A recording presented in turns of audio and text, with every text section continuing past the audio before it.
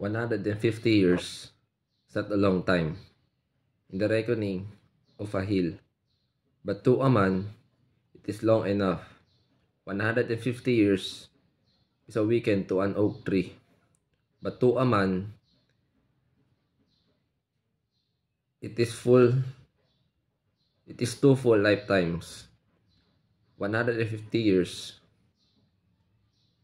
is a twinkle to a star, but to a man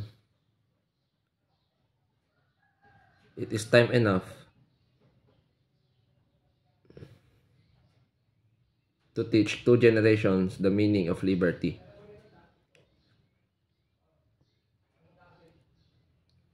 How to use it, how to guard it, when I fight for it, and if I needed to die for it. But what is liberty?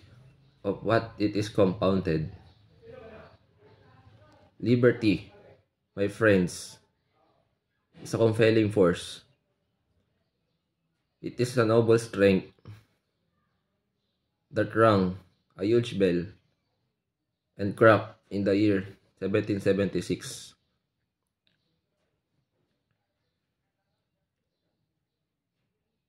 It is a flame that came from a torch in the Bastille and lit other 1,000 torches to reduce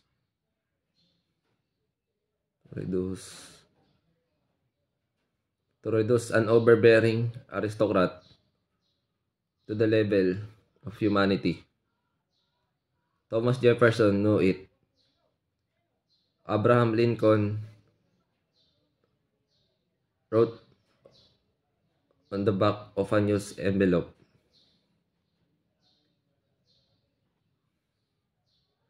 Sikatuna, Lapu-Lapu. They couldn't spell it.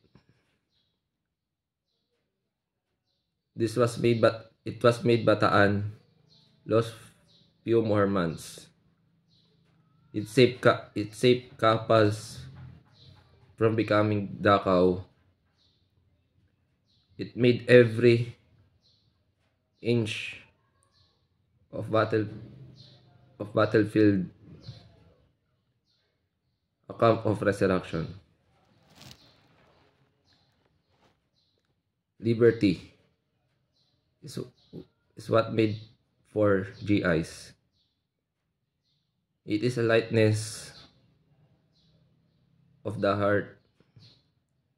It is the lightness of the heart. It is the lightness of the heart of every soldiers in every battlefield.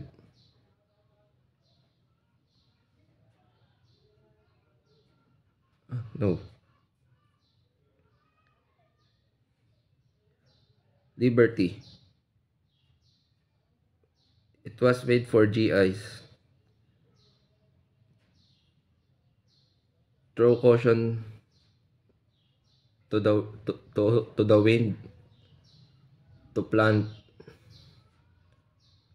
a battle flag to the summit of Iwo Jima.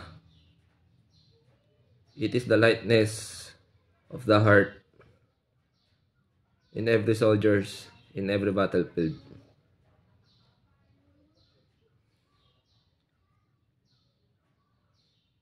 It is the night of vigil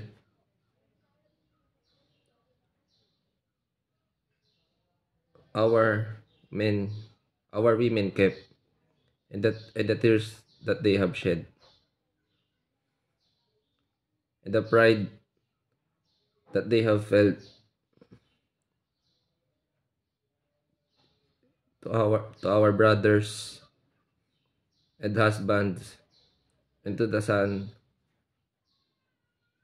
who have watched our ramparts,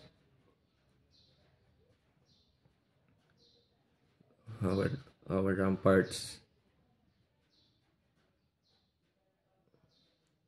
ramparts, kept, and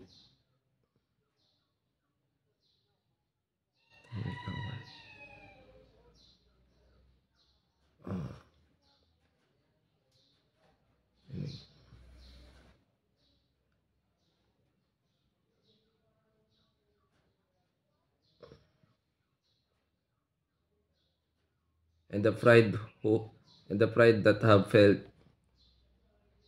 to the brothers and the husband, and to the son who have watched our ramparts, that kept our house safe and sound.